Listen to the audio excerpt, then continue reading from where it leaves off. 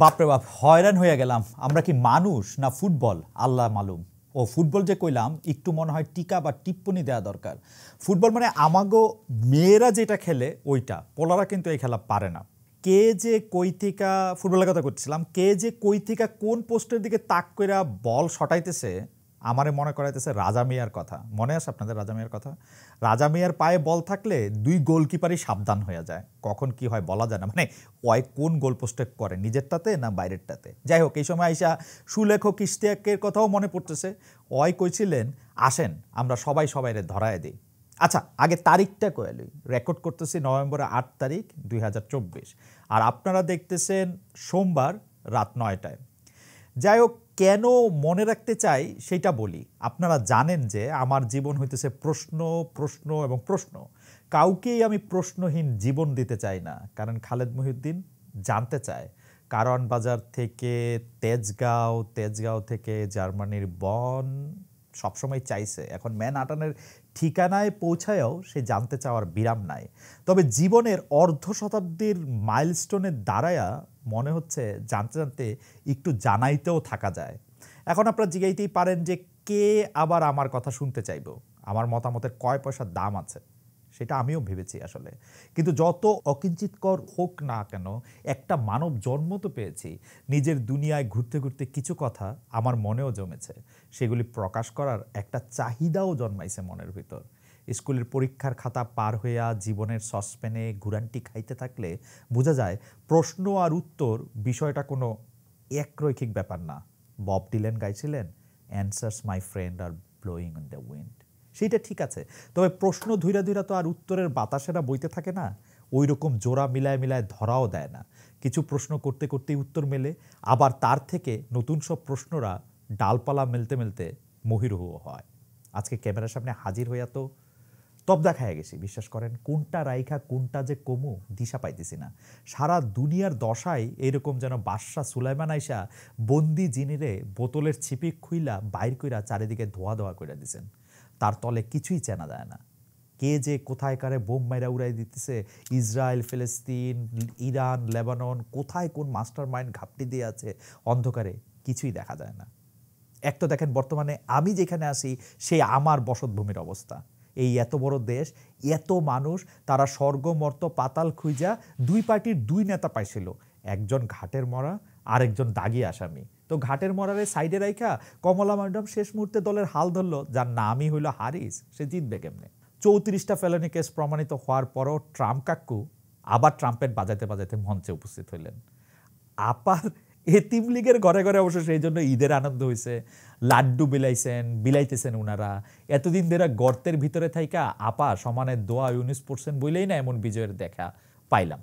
জাতির পিতা নাই তো কি হয়েছে, কেউ কেউ কইতেছেন এবার ট্রাম্পে দিয়া জাতির কাকার খেল দেখানো হইব। বিষয় হইল 800 বছর পর রাজা লক্ষণ সেনের পদাঙ্ক অনুসরণ করে আপা পালাইলেন খিড়কি দরজা দিয়া। সে সময় আর কিছুই তার মনে ছিল না। তার অনুগত মাফিয়া বাহিনী, যারা গত 15 বছর ধরে তার হুকুমে মানুষ ধরছে, কুচুকাটা করছে, সবগুলি ইনস্টিটিউশন ধ্বংস করছে। পলানোর সময় সেই মানুষগুলির কথাও মনে পড়ল না এতিম লীগ জননী শেখ হাসিনার। অথচ এই না হইলে জননেত্রী, সে পলায়ন পর মুহূর্তেও অবশ্য বুদ্ধি করে নিজের টেলিফোনটা নিতে ভুলেন নাই। মজার ব্যাপার হলো এই টেলিফোন দিয়ে তিনি নানা রকম জায়গা থেকে মানুষের সঙ্গে কথা কন। মানে এইটা সাথে রাখছিলেন বলেই মাটির তলা থেকে ছত্রখান হইয়া যাওয়া ছোট ভাইদের উদ্দেশ্যে কিছু বাণী চিরন্তনী ছড়াতে পারেন। কিন্তু ঘটনা হইল যে এরা কারা, এরা মানে ওবায়দুল কাদের সাহেবের মতো বলতো এরা কারা, এরা কোথা থেকে এলো? এই আওয়ামী লীগের নেতারা আসলে কারা, যারা আওয়ামী লীগের সর্বোচ্চ নেত্রী শেখ হাসিনার দেখা পায়? এরা আসলে কারা? এই এই এই এই এই কথাগুলি শুনলে আমার কাছে মনে হয় এইদার এগুলি বানানো, অথবা এই ফোন আলাপ যে লিক হইতেছে, যেটা তার লগে কথা করতেছেন তারাই করতেছেন। আওয়ামী লীগের লোকজনও কইতেছে যে আপার দেখা যারা পান তারা যে এই ফোনের কথাগুলি লিক করেন এটাকে ঠিক করে নাকি। যাই হোক, এইসব কথার মধ্যে দিয়ে আমাদের কাছে ভেসে আসে বিভিন্ন রকম বাণী, যেমন আমি আর্মিকে বলে দিব ওটা এখানে এটা ঠিক হয়ে যাবে। এইবার যেটা আর্মিকে উনি বলে দিবেন এবং এটা ঠিক হয়ে যাবে। উনি আবার এরকমও বলেন যে তোমরা গিয়ে ট্রাম্পের ছবি সামনে রেখে এরকম মিছিল করবা, তারপরে যদি ওরা কোনো কিছু বলে তাহলে আমি এটা আগের থেকে ছবি তোলার ব্যবস্থা করে রাখবা, তারপরে আমি এটা ট্রাম্পের কাছে পাঠাই দেবো, এটার ব্যবস্থা আমার আছে। মাই গড, 2 দিন আগে বাইডেন সাহেবের সাথে একটা, 2 দিন না মানে বছরখানেক হয়েছে মনে হয়, বাইডেন সাহেবের সাথে একটা পরিবার সহ ছবি তুললা, তারপরে সেইটা দিয়েও বেশ মানে ব্যাপক মানে যেটা ফ্লেক্স বলে ওইটা আমাদের প্রধানমন্ত্রীরা আমরা লইতে দেখছি। এখন আবার ট্রাম্প কাকু আইসা গেছে, আর ভয় নাই। আপা এখন হেমিলনের বাঁশিওয়ালার রূপে আবির্ভূত হয়ে তার গর্তের ইন্দুরবাইদের কানে অথবা বোনদের কানে ট্রাম্পেট বাজাবেন, আহা আলো আসবেই। আমরা আসলে জাত হিসাবে ফ্যান্টাস্টিক, মানে কেউ কেউ কিউট, কেউ কেউ কিউটই ভালো, কিউট আছে, কিউট আছে। কয়েকদিন ধরে ধুন্দুমার চললো কি শেখ হাসিনা পদত্যাগপত্র নিয়ে। আমার এটা ভাবতেই মজা লাগে যে কারো কারো মনে হইতেছে শেখ হাসিনা পদত্যাগ না করেই দেশ থেকে চলে যেতে পারেন এবং এই কথা কইতে পারেন যে আমি এখনও বাংলাদেশের প্রধানমন্ত্রী। সে পালানোর পর তার যে ছেলেরে কেউ হারিকেন দিয়ে খুঁজে পাইতো না, সে একসাথে 5টা 6টা মিডিয়াতে কথা কইছে, ভাই আমার মা পদত্যাগ করছে, এখন আওয়ামী লীগের কী হবে সেগুলো আমাদের দেখার দরকার নাই, আওয়ামী লীগ তাদের মতন থাকবে, আমরা আমাদের মতো থাকবো, আমরা আমাদের মাকে নিয়ে আসতেছি, বাংলাদেশের লোকজনের কী হবে সেটা নিয়ে আমার মাথা ব্যথা নাই। সেটা নিয়ে অনেক কথা, অনেক মানে কথা তো কথাই, আরও অনেক কিছু মানে যেটা আসলে মানে ভদ্র সমাজে একটু উপস্থাপন করা, বা আমার ধারণা রাত 9টা বাজে, যাদের একটু কম বয়স তারাও শুনবে, সেজন্য আর এটা কইলাম না। সেই সব কথার সে আবার নিজেই কারেক্ট করছে। তার ছেলে আবার বলল যে আমার মাকে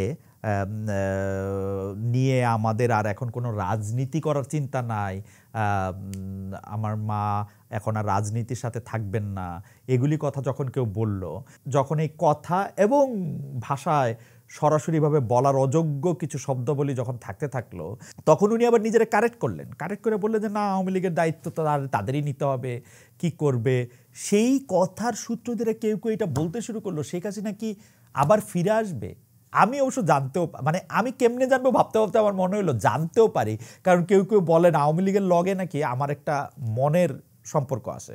তা আওয়ামী লীগ বা শেখ হাসিনার লগে আমার একটা সম্পর্ক থাকলেও থাকতে পারে, মানে একটা অ্যাটলিস্ট একটা সাইকোলজিক্যাল সম্পর্ক। মানে আমি প্রায়ই দেখছি আমি লজিক্যাল আর দলটি আর তার নেত্রী হলো সাইকো কিন্তু। আচ্ছা যাই হোক, যা কইতেছিলাম, 15 বছর ধরে ট্রমাটাইজড মানুষের মনে বোধ হয় শেখ হাসিনা ফিরে আসতেছে, এই ভয় ছড়ানো সহজ। কিন্তু আমার কিন্তু মনে হয় শেখ হাসিনার দশা এখন নিউমোনিয়ার, ইংরেজি বানানটা আছে না নিউমোনিয়া, ওইটার পিয়ের মতন, মানে থাইকাও নাই আর কি। আমি আপনাদের একদম দায়িত্ব নিয়ে কইতে পারি, শেখ হাসিনার যদি ক্ষমতায় টিকা থাকার মতো মানে 0.5% সম্ভাবনা থাকতো, সে যাইতো না। কিন্তু গিয়া ফিরে আসা এটা অলমোস্ট ইম্পসিবল। আসল কথা হইল মানুষের মধ্যে এমন নানা ধরনের সন্দেহ আসলে আসে, শেখ হাসিনা কি গেছে, সে কি ফিরে আসবে। এইটার একটা বড় কারণ হইল ডক্টর ইউনূসের সরকারের দুর্বলতা। হ্যাঁ, ডক্টর মোহাম্মদ ইউনূস, নোবেল বিজয়ী ডক্টর মোহাম্মদ ইউনূসের সরকারের দুর্বলতা, যেইখানে কথা কওয়া দরকার সেইখানে চুপ থাকা, দায়িত্ব পালনের ব্যাপারেও নানা রকম। আচ্ছা, এই বিষয়ে আসতেছি একটু পরে। এখন দেখেন, ট্রাম্প কাকুর জায়গায় যদি চেয়ার টেবিল বিলাই যে কাউরে রাখতেন, সেও জিতত। কারণ সামনে কে আছে সেইটা বিষয় না, এগোর পিছে থাইকা কারা দেশ আর দুনিয়া চালায় সেইটা দেখার বিষয়। এগোরে মাথার উপর বৈশা থাকে নেতানিয়াহু, যে কিনা জেনোসাইড চালাইতেছে ফিলিস্তিনের উপর। অক্টোবরের 7 তারিখে আল জাজিরা রিপোর্ট বলতেছে গত 1 বছরে অন্তত 41,870 জন ফিলিস্তিনিদের খুন করা হয়েছে, তার মধ্যে 16,756 জন শিশু।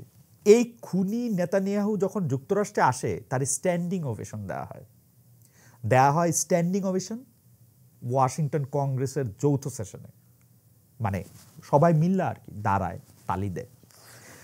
7 অক্টোবর ইসরায়েলের উপর হামাসের হামলার 1 বছর হইল। এই দিন প্রথম বিশ্বের প্রায় সবগুলি দেশই শোক প্রকাশ করছে ইসরায়েলের জন্য।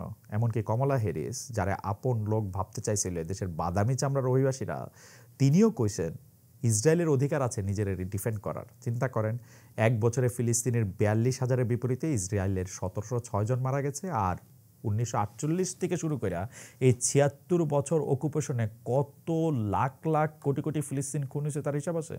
তারপরও খুনির মায়ের বড় গলা। যেমন সম্প্রতি বাংলাদেশের জনৈকা ম্যাজিস্ট্রেট একটা ফেসবুকে স্ট্যাটাস দিলেন, আবু সাইদ নাকি সন্ত্রাসী। সে নাকি বিশৃঙ্খলা সৃষ্টিকারী সন্ত্রাসী ছেলে যে নিজের দলের হাতে মারা গেছে নিরস্ত্র আবু সাইদকে মাত্র কয়েক হাত দূর থেকে অবিরাম ছররা গুলিতে মানে গুলির আঘাতে হত্যা করলো পুলিশ 40 বা 45 বা 50 বছর আগে না, মাত্র 3 মাস 2 দিন আগে। এই ঘটনার ভিডিও ছবি দেখেছি আমরা সারা দুনিয়ায় ছড়ায় থাকা কোটি কোটি মানুষ। মৃত্যুর ঠিক আগের দিন 15 জুলাই আবু সাইদ তার ফেসবুক স্ট্যাটাসে রাজশাহী বিশ্ববিদ্যালয়ের রসায়নের শিক্ষক শহীদ শামসুজ্জোহাকে স্মরণ করেছিলেন, যিনি 1969 সালের ফেব্রুয়ারিতে ছাত্রদের রক্ষা করতে গিয়ে পাকিস্তানি সেনাবাহিনীর গুলিতে নিহত হন।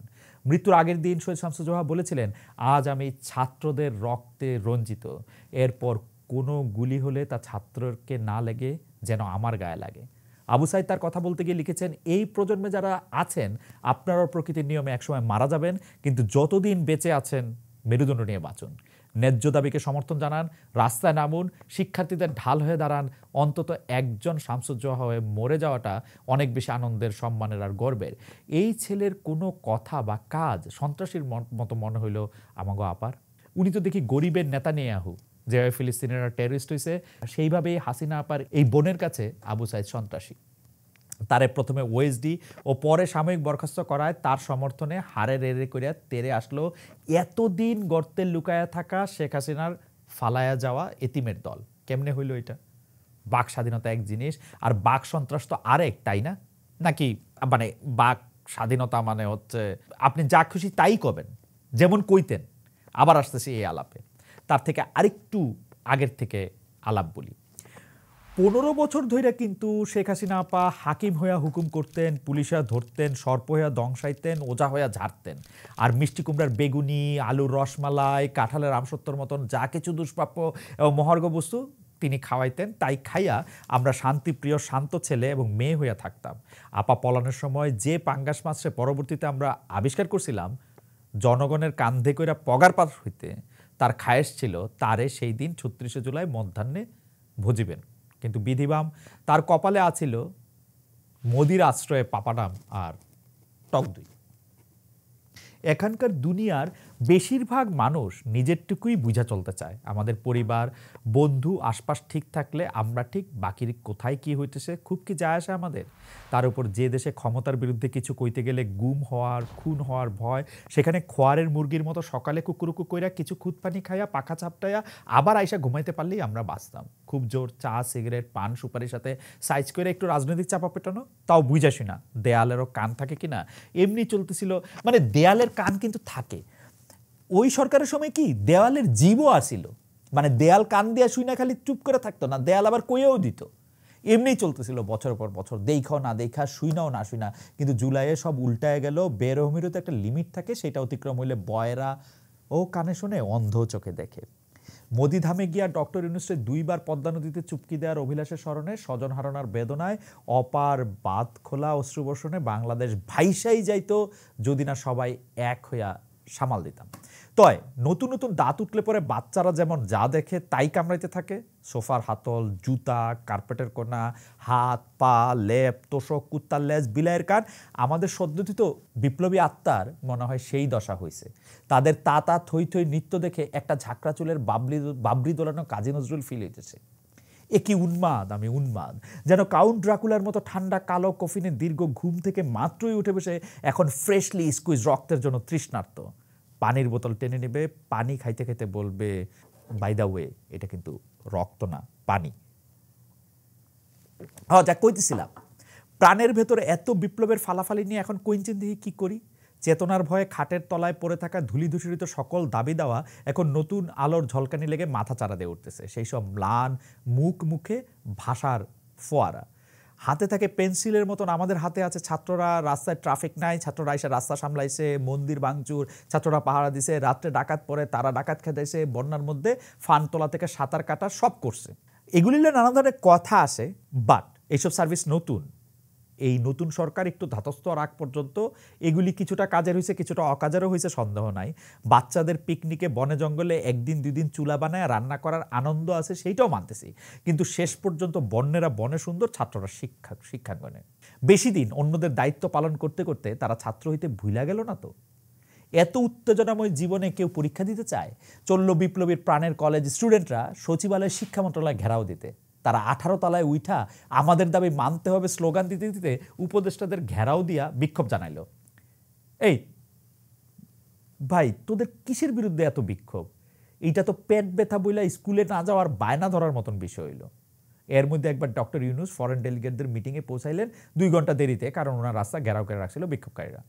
রেল স্টেশন ঠিক হওয়ার পরও রেল চলাচল স্থগিত ছিল রেল কর্মীদের দাবির কারণে। রিক্সা চালকদের রিক্সা মিছিল দেখলাম, এদের দেখে উৎসাহ পাইয়া আনসার বাহিনী রওনা দিছিল কোশ্চেন নিয়ে। এবার আসি ডক্টর ইউনূস প্রসঙ্গে।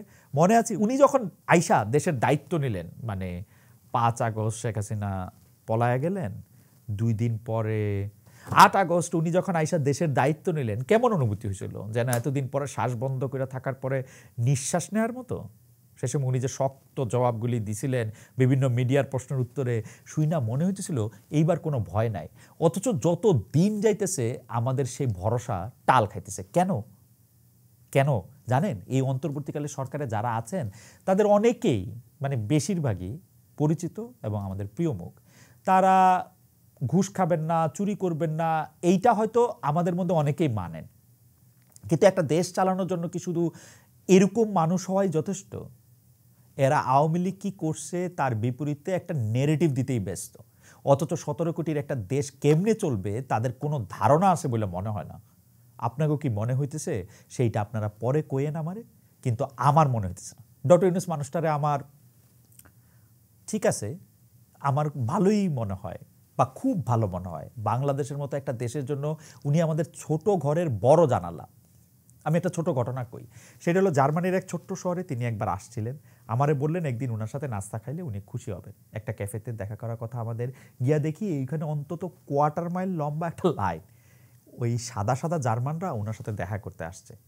এইটা যারা জার্মানগো জানেন তারা বুঝবেন যে এটা প্রায় অসম্ভব ঘটনা। ওরা কাউরে লয়ে ওগো বিদ্যে খুব একটা আলাদা উৎসাহ নাই। কিন্তু ডক্টর ইউনূসের ক্ষেত্রে কি জানি একটা আছে যেটা সারা দুনিয়ার সব মানুষই আকর্ষণ করে। জার্মানি, ফ্রান্স থেকে শুরু করে আফ্রিকার দেশগুলি, লাতিন আমেরিকার দেশগুলি, এশিয়ার অন্যান্য দেশ, সব জায়গায় উনার মধ্যে কিছু একটা আসে। কিন্তু উনি এই যে একজন মহান মানুষ যারে নিয়ে মানুষ উজ্জীবিত হয়, এইটা কি সরকার প্রধান হইয়া উনি প্রয়োগ করতে পারতেছেন? মানে মানুষ উজ্জীবিত করার ক্ষেত্রে একটা উদাহরণ দেই। উনার উপদেষ্টা পরিষদের একজন সদস্য ছিলেন ব্রিগেডিয়ার জেনারেল, অবসরপ্রাপ্ত, উনি আবার এখন পিএইচডি ডক্টর সাখাওয়াত হোসেন। উনি মিছিলের মধ্যে কোন গুলি চলছে এটা লয়ে একটা কথা কইছেন। এটা কোয়ার পর সোশ্যাল মিডিয়ায় অনেক হাউকাউ হয়েছে। মানে সোশ্যাল মিডিয়ায় হাউকাউ হয়েছে দেখেই মনে কথা শোনা গেছে, এবং সোশ্যাল মিডিয়া হাউকাউ সব কিছু লয়ে হয়, কোনোটা অনেক বড় হয়, কোনোটা ছোট হয়, এটা লয়ে বড় হাউকাই হয়েছে। তারপর তার চাকরি চলে গেছে, কিন্তু মানে পুরোপুরি যায় নাই। আবার ওই যে ওনারে বদলি করে দিছে। আমরা ওনারে জিজ্ঞাসিলাম যে ভাই আপনার কি মন খারাপ হয়েছে? স্যার আপনার কি মন খারাপ হয়েছে? চাচু আপনার কি মন খারাপ হয়েছে? না আমার মন খারাপ হয় না, মানে আমি যে দায়িত্ব পাই সেই দায়িত্ব পালন করব, এরকম একটা ব্যাপার স্যাপার আর কি। ভাই যেই ডিসিশন নেবেন একটু কনফিডেন্সের সাথে নেন। চাকরি যদি মনে করেন যাওয়া দরকার তাহলে বাদ দিয়ে দেন, এক পোর্টফোলিও থেকে সরায় আরেকটা দিলেন, এটা কেমন সিদ্ধান্ত? ওই যে একটা কথা বারবার কয়, you can not be halfway pregnant, come on, you are either pregnant or not. কিন্তু ডক্টর ইউনূসের সরকারে আমার সারাক্ষণই হাফওয়ে প্রেগনেন্ট মনে হয়। এরকম আরও দেখলাম সামিনা লুৎফা আপার, মানে ম্যাডাম আমাদের সামিনা লুৎফার ক্ষেত্রে। তারে একবার পাঠ্যপুস্তক সংশোধন কমিটিতে নিয়োগ দিলেন, পরে তার ইসলাম বিদ্বেষী ট্যাগ দেওয়ার কারণে, তারে শুধু না অধ্যাপক কামরুল হাসান মামুনরেও ইসলাম বিদ্বেষী ট্যাগ দেওয়ার কারণে সেখান থেকে সরায়ও দিলেন। জুলাই অভ্যুত্থানের মধ্যে তার বহু আগে থেকে এই মানুষটা মানে সামিনা লুৎফা মানুষটা সবসময় ছাত্রদের পাশে ছিলেন। যখন লোকে কথা কইতে ভয় পাইতো তখন কথা বলছেন, তার জবাবে এই ব্যবহার কি তার প্রাপ্য? আপনারাও জানেন সেইটা। অথচ বিভিন্ন দলের মতের ইনফ্লুয়েন্সের চাপে পড়া পেন্ডুলামের মতো দুলতেছেন, আওয়াজও হইতেছে একটু টিক টিক নানারকম। আরেকটা জিনিস দেখেন, 43তম বিসিএস যোগদান নিয়ে কি নাটকটা হইতেছে আপনি ভাবেন। খালি ভাই আপনারাই তো কয়দিন আগে চাকরির জন্য রাস্তায় নামছেন, তখনও তো জানতেন না সরকার ফালা দিবেন, জানতেন না তো, চাকরিটা তো ছিল সামনে। এই 43তম বিসিএস এর সার্কুলার হয়েছে 2020 সালে, মানে এর পরীক্ষার্থীদের প্রিপারেশন কিন্তু শুরু হয়েছে সেই তখন থেকে। এর পিছনে তাদের ব্যাপক ইনভেস্টমেন্ট আছে, শ্রম আছে, সময় আছে। তারা তো একটা স্বপ্ন নিয়ে আসে এখানে, তাই না? অনেকে আছেন যারা নিম্ন মধ্যবিত্ত পরিবারের ছেলে মেয়ে আমার মতো, যাদের চাকরির উপরে তাদের পুরো পরিবারের টিকা থাকা নির্ভর করে। তারা নমিনেশন পাইছে 2023-এর ডিসেম্বরে, এর মধ্যে অনেকে চাকরি শুরুও করে দিছে। তো যেহেতু শেখ হাসিনা সরকার এই নমিনেশন দিছিল, অন্তর্বর্তীকালীন সরকার এসে আবার তদন্ত করলো এবং অক্টোবরে ফাইনাল করলো যে যাদের নমিনেশন বহাল আছে তারা নভেম্বরে কাজ যোগ দিতে পারবে। এখন আবার সেটা পিছাইছে, আবার তদন্ত হবে। এটা কিসের জন্য? আপনাদের বাইরের থেকে যে কেউ চাপ দেবে আর আপনারা সেইখানে আত্মসমর্পণ করবেন কেন? আপনাদের উপর ভরসা করে এই দায়িত্ব দেওয়া হয়েছে রে ভাই, আপনাদেরকে এই রকম পপুলিস্ট আচরণ কইরা কি হইতেছে বলবেন আমারে? আপনারা কখন কারে নিয়োগ দিতেছেন, কারে ছাড়াইতেছেন, কিছুই কাউরে বলতেছেন না। আপনাদের উপদেষ্টা ফেসবুকে স্ট্যাটাস দেয় বাংলা একাডেমি আর জাতীয় গ্রন্থকেন্দ্রে নিয়োগ পছন্দ হয়েছে, শিল্পকলাটাও হবে। বাইরে বিষয় তো পছন্দ নিয়ে না, আপনাদের সিদ্ধান্তের স্বচ্ছতা নিয়ে, কোন পথে চলে কি ভাবনা নিয়ে এটার একটা সিদ্ধান্ত নিতেছেন সেটা তো জানাইবেন আমাদের। শোনেন ভাই, এই যে আপনারা ভাই অল্প দুই একজন আপাও আছেন, এই যে আপনারা দিন রাত এক করে কাজ করতেছেন, অনেকেই বলতেছেন আপনাদের ব্যক্তিগত জীবন বলতে কিছু বাকি নাই, আমিও বিশ্বাস করি সেটা, কিন্তু আপনারা যা কিছুই করতেছেন তা জনগণের বোধগম্য হইতে হবে। যে কথা কইতেছেন সেটা বোধগম্য ভাষা বলতে হবে। এই যে সংবিধান সংস্কারের কথা কইতেছেন, বিলিভ মি 80% মানুষ এগুলার রেলিভেন্স বোঝে না, কি করতে চাইতেছেন এটা বোঝে না। তারা বোঝে বাজারে ডিমের দাম কত, সবজির দাম কত, তারা একবেলা খাইতে পারবে কিনা। এই আন্দোলনে এত শ্রমিক, এত গরিব লোকের অংশ ছিল, কত মানুষ তাদের জন্য জীবন দিয়েছেন, তাদের রক্ত মিশে আছে এর মধ্যে। আপনাদের সংবিধান সংস্কার তাদের ভাষায় অনুবাদ করে বুঝাইতে হবে, কথা বলা লাগবে আপনাদের। যত চুপ থাকবেন, যত ওই যে তৎসম ভাষায়, ওই আইনের ভাষায় উকিলি প্যাচ মেরা মেরা কথা কবেন, ততদিন জনবিচ্ছিন্ন থাকবেন। এখনো কেন বলেন তো, এখনো কেন বাজারের সিন্ডিকেট ভাঙতে পারেন নাই? ঘটনা কি আপনাদের? কেন একই মাস্তানের দল ভিন্ন নামে একই কাজ করতেছে? এই কেউ কইতেছে যে বিএনপি আইসা নাকি আওয়ামী লীগের লোকরা যেরকম চাঁদাবাজি করতো, বিএনপি আইসা এরকম চাঁদাবাজি করতেছে। তো বিএনপির আপনারা ভয় পান? আপনারা বিএনপিরে দিয়ে এই চাঁদাবাজির জিনিসটারে হাতে তুলে দেওয়ার জন্য এই সরকার বানাইছেন? কেন একই রকম বাইনারি দিয়া বিভেদ সৃষ্টি হচ্ছে? 1971 অথবা 2024 না, 1971 এবং 2024 এবং আরও বহু কথা বলার আছে আমার।